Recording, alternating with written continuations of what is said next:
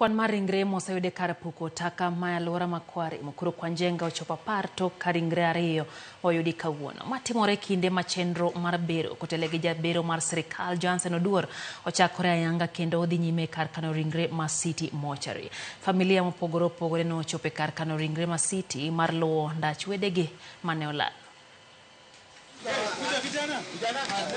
Ma e chal mar kar kano ringre ma City Mortuary. Lit kod kuyo nenore ayanga e lenda wang' familia mochopo ka.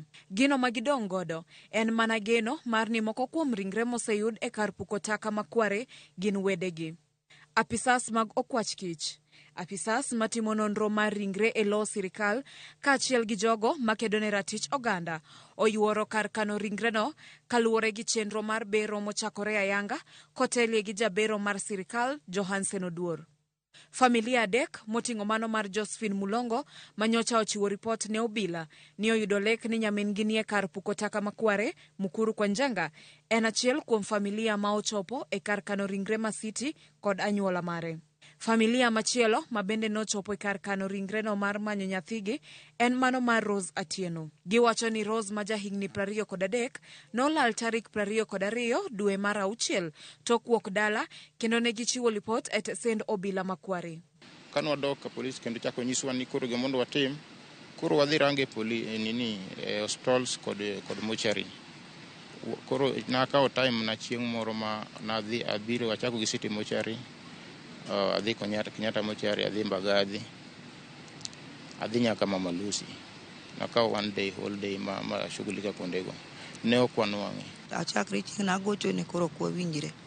Agocho ne simbe ok donje, Koro kanye machich gon nere no ken machiegni.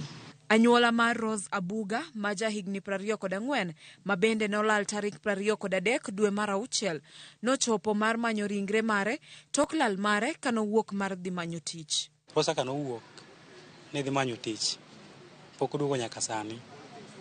Koro kuma nodhiye bende dierowa nono wasemanye kamoro amora tunge piny, wede anyuola kod osiepe bende manye. Koro wadwa ng'eyo ka wanyalo yude ka mondo chuny obed gi kwe, nikech chuny ji chandre koni gi koni.